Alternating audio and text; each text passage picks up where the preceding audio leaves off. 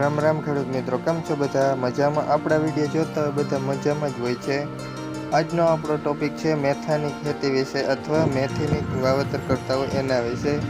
તો આપણી ચેનલમાં સૌથી પહેલાં તો જે પણ ખેડૂત મિત્રો નવા હોય એ ચેનલને હમણાં જ સબસ્ક્રાઈબ કરી દે. મારી ચેનલનું નામ છે ખેતીની માહિતી A to Z and village life. આજે આપણે વાવેતર કરી રહ્યા છીએ મેથાનું.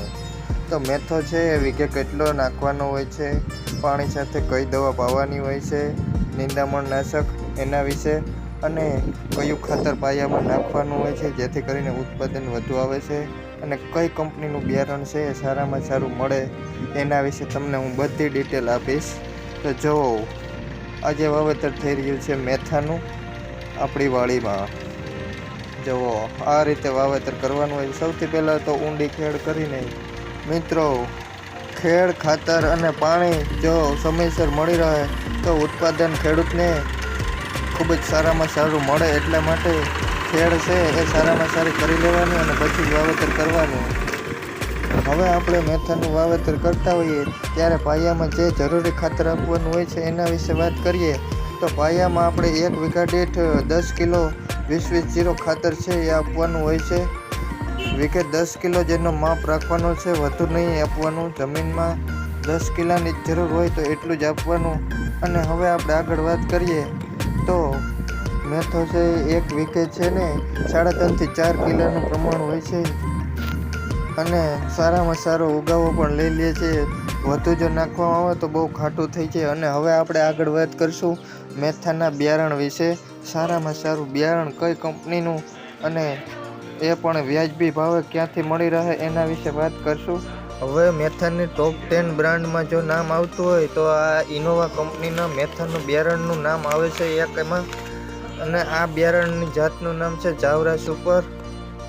આનું વાવેતર જો કરવામાં આવે તો વીઘે 20 થી 25 પણ મેથાનું ઉત્પાદન થાય છે અને સારામાં સારી વેરાયટી છે. મેં ગયા સાલ પણ આ બિયારણનું વેચાણ કરેલું છે. અને કોઈ પણ ખેડૂત મિત્રોને જો બિયારણ જોતું હોય તો આપણે ભાણવડ પંથકમાંથી આ વેરાયટીનું બિયારણ મળી જશે. અને વધુ માહિતી માટે ડિસ્ક્રિપ્શનમાં જુઓ, આપણી દુકાનનું નામ છે અને એમાં મોબાઈલ નંબર પણ આપેલા છે. જે પણ ખેડૂત મિત્રોને કોઈ પણ વધુ માહિતી માટે સંપર્ક કરવા વિનંતી. કોઈ પણ કંપનીમાં સારામાં સારા બિયારણ જોતા હોય તો તમને બરડા પંથકની અંદર આપણી દુકાન છે તો ત્યાંથી મળી જશે અને એકદમ વ્યાજબી ભાવે. જંતુનાશક દવા અથવા બિયારણ મેળવવા માટે ડિસ્ક્રિપ્શનમાં નંબર આપેલા જ છે તો ચેક કરી લેવું. જે પણ ખેડૂત મિત્રોને જોતું હોય બિયારણ કે દવા કે તો સંપર્ક કરવા વિનંતી. અને ખેડૂત મિત્રો મેથાનું કે વાવેતર કરતા હોઈએ કોઈ પણ બિયારણ જો સારામાં સારું હોય તો જ ઉત્પાદન ધાર્યું આપણે મળી શકે. હવે આપણે આગળ વાત કરશું આપણે મેથીનું વાવેતર થઈ ગયા પછી પાણી સાથે કઈ દવા પાવાની હોય છે એના વિશે. અને પાણી સાથે જે દવા પાઈએ છે એનું પ્રમાણ કેટલું રાખવાનું હોય છે એના વિશે તમને હું સંપૂર્ણ માહિતી આપીશ. મેથાનું વાવેતર કરી દીધા પછી 2 થી 3 દિવસમાં જ પાણી પાઈ દેવાનું હોય છે જેથી કરીને વહેલી તકે પાણી આપી દેવામાં આવે તો ઉગાવો સારામાં સારો લઈ લઈએ અને બી પણ ન મરે.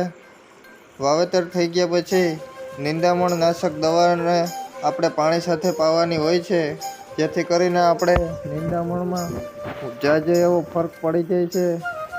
હવે નિંદામણ નાશક દવામાં આપણે પેન્ડીમિથેલિન, બાસાલિન દવા પાણી સાથે પાવાની હોય છે. હવે એનું પ્રમાણ છે એ આપણે 15 લીટરની આ ટાંકી જોઈ રહ્યા છો એમાં 40 ml આપવાનું હોય છે.